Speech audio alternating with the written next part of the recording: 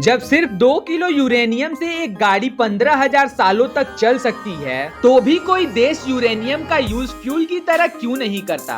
बताता हूँ क्यों। यूरेनियम एक हाईली रेडियो एक्टिव एलिमेंट है। इससे अल्फा और बीटा जैसे हानिकारक रेज निकलते हैं जो हमारे डीएनए को डैमेज कर सकते हैं। इसीलिए यूरेनियम पेट्रोल से सस्ता होने के बाद भी गाड़ियों में फ्यूल की तरह यूज नहीं होता, लेकिन इसका यूज न्यूक्लियर पावर प्लांट में एनर्जी जनरेट करने के लिए किया जाता है।